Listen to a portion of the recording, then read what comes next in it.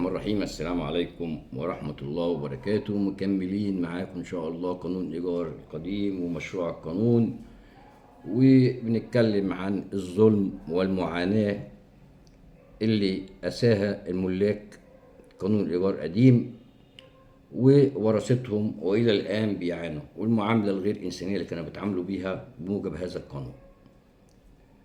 بعض المستأجرين الأغلبية العظمى يعني عاملوا الناس المستأجرين اللي هم الورثة دلوقتي، وهم ورثة أو حتى هم مش عارفين الملاك مين اللي قاعد في الشقق أو مين اللي قاعد في المحلات، والمحلات متأجرة من الباطن والشقق بيساوموا عليها، والظلم كبير جدا واقع على الملاك.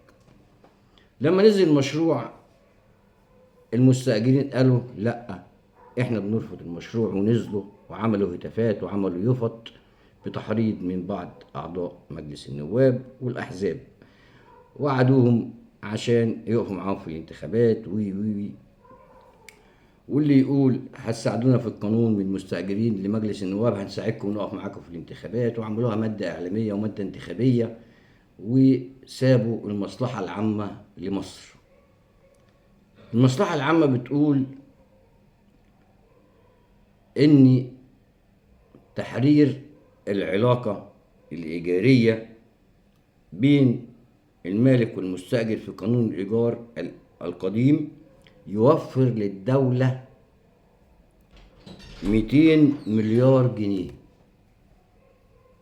هتاخدهم لو حرروا العلاقة الإيجارية، والشقق المغلقة اتفتحت وتم التعامل بهذه الوحدات، هيوفروا للدولة 2 مليون جنيه 200 مليار جنيه ضرائب عقارية.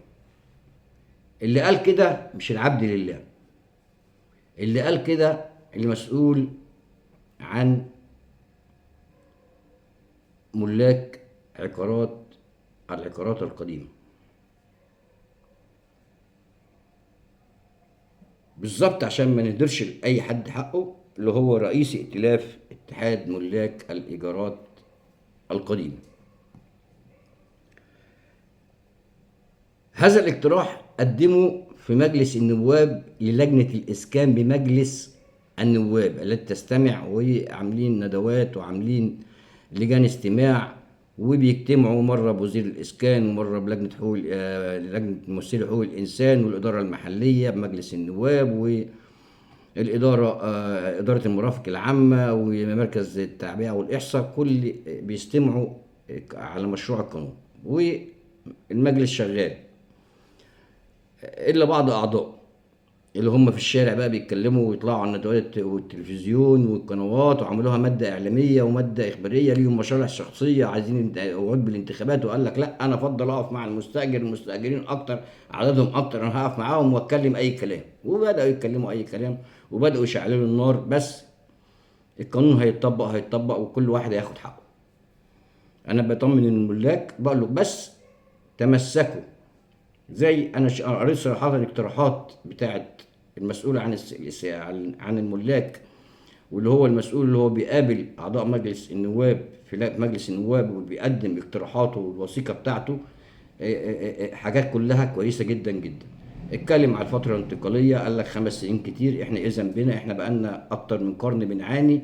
اتكلم على الملاك، واتكلم على الوحدات، قال لك لا 5 سنين هم 3 سنين، واتكلم على الوحدات التجاريه قال لك هي سنه واحده بس، وقال قيمه ايجاريه عادله جدا جدا جدا بالنسبه لسعر السوق حاليا.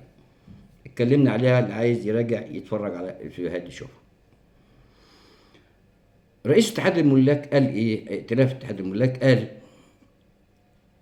بعد دراسه، ده اوراق بيقدمها المجلس النواب، اقتراحات بيقدمها، بيقول تحرير العلاقه الايجاريه بين الملاك بين المالك او المالك والمستاجر يوفر للدوله 200 مليار جنيه من الضرائب العقاريه، وقال ان الملاك ظلموا كثيرا، ونتمنى من القياده السياسيه ومجلس النواب ان يتخذوا خطوات جاده في تعديل الإيجار القديم، مؤكدا أن استمرار القانون يضيع على الدولة الضرائب العقارية، قائلا أن تضييع الضرائب العقارية لأن المستأجر لا يدفع إيجار قيمة إيجارية زهيدة، مشير إلى أن تعديل القانون وتحرير العلاقة الإيجارية بين المالك والمستأجر يوفر للدولة 200 مليار جنيه. 200 مليار جنيه. 200 مليار جنيه هيصرفوا على العقارات اللي قايله للسقوط واللي عايزه تتحسن واللي عايزه كذا، وتنزل الوحدات السكنيه دي بعد الفتره الانتقاليه اللي قلنا عليها، اللي هي 3 سنين، زي ما 3 سنين بالنسبه للمساكن وسنه بالنسبه للمحلات التجاريه، هيتم التعامل بيها من جديد بسعر سوق بقى. دلوقتي هتاخد الدولة ضرائب عقارية وهتوفر للدولة، يبقى الملك خد حقه وادينا حقه، ونهينا عن قانون يعني سيء السمعة، قانون فيه ظلم. سيادة الرئيس قال، ورجال الدين قالوا، كنيسة قالت، أزهر قالت، ومفيش حد. لا، هم مصممين، وطلعوا دلوقتي بعد ما طلع مشروع قانون الحكومة مش موافقين وبيشرطوا. بتشرط على ايه؟ انت واخد حقي، بتشترط ازاي ياخدوا منك؟ الدولة هتجيبهولي، الدولة هتجيب لي حقي. أنا مالك واتظلمت واتقهرت وأنا وريث مش مالك كمان، وجدي مات وأبويا مات وإحنا بنعاني، عندنا 60 و70 سنة ومش لاقيين شقة نسكن فيها، وعندنا عماير وعندنا شقق مغلقة وعندنا عقارات قايلة للسقوط. نحل هذه الأزمة، وقلنا الحكومة تشكر إن هي تصدت لهذا الموضوع، موضوع شائك جدا، احنا عارفين موضوع شائك جدا، ومجلس النواب يشكر جدا ان هو يصدر هذا الموضوع، بس لازم ينتهي، لازم يتعمل قانون مدني يطبق على جميع الإيجارات، ما يبقاش عندي كذا قانون.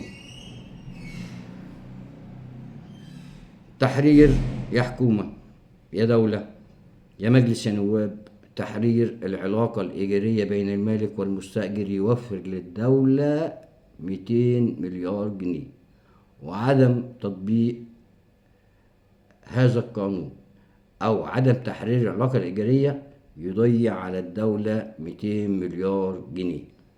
الدولة مش بنقول انتوا بتعملوا عشان تشرعوا عشان تاخدوا فلوس، لأ، هتشرعوا هتاخدوا فلوس، الملاك هياخدوا حقهم، وهيبقى عندنا قانون موحد لقانون إيجار الأماكن. الدولة عدم تحرير العلاقة الإيجارية يضيع على الدولة 200 مليار جنيه. شكرا.